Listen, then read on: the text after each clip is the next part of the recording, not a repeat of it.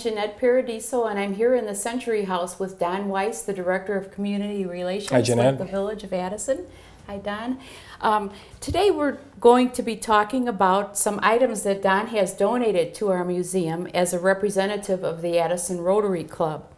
Now, could you tell us a little bit about when the Addison Rotary Club began? Yes, Jeanette. The Rotary Club started in November of 1973, was chartered as a project of the Elmhurst Rotary Club. We were in District 6450 of the Addison Rotary Club, and the Rotary Club disbanded, folded up in May of 2015. So operating for almost 43 years in the community. Okay.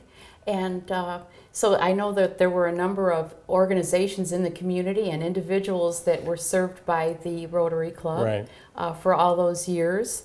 What was the reason that the Rotary Club disbanded? Well, like so many other things, you know, people who are members of organizations like that are typically business people, and during the business day they would have to get away from their place of work, and over time we were losing members pretty dramatically. But in our heyday we probably had the better part of 25 to 30 members, and it was great. When I was president during the 25th anniversary in 1998-99, we probably had about 20 members.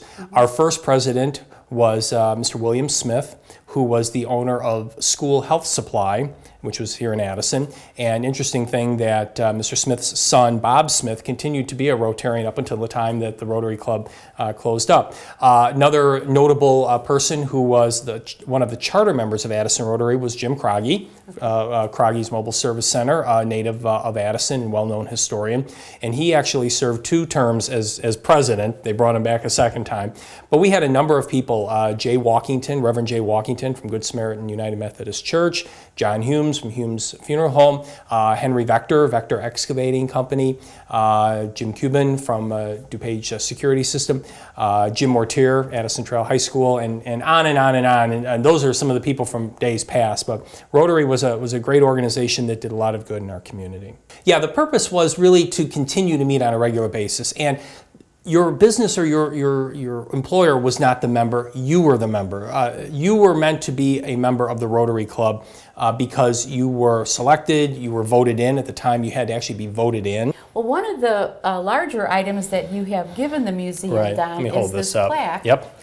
And on it, it shows the location, or apparently it shows that the Rotary meets Club here, right? There, yeah. Every place where the Addison Rotary met, this would follow. They started off meeting at Louis' Restaurant, of course, where all service organizations seem to have their meetings. From there, they moved to Daniel's Restaurant, which no longer exists, and they were on Route 53, just south of Lake Street. And then they moved over to John's Restaurant in the JC Plaza because John Collado was a member of the Rotary Club, so it was easy. And then we moved over to Alta Villa, and that's the last place that we met at for well over 20 years. When I was a member of Rotary, that was the only place that I knew where Rotary met. So we were there every Wednesday, 12:15.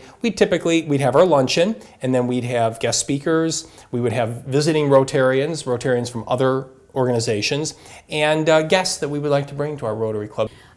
We also have a couple other items on the table that you had donated, Don. Right. One of them being the actual, I guess, charter This is document? the charter, exactly. This is the official charter for Addison, Illinois, USA Rotary Club. Now, the individual is a member of their local Rotary Club, like I was a member of the Addison Rotary Club, and the Addison Rotary Club is a member of Rotary International.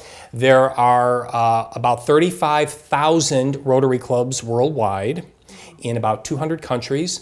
And there are 1.2 million Rotarians worldwide. So a very strong organization. And let me just say, Rotary was founded in 1902 by a Chicago lawyer, Paul Harris, who met with his colleagues in the Chicago area. And the reason it's called Rotary is they moved from one person's meeting location, one person's office to another to have their meetings. So they kind of had this Rotary idea, you know, rotating from one to another. And that's why the very familiar cog wheel that is known worldwide is so recognizable for Rotary. So that's the official charter.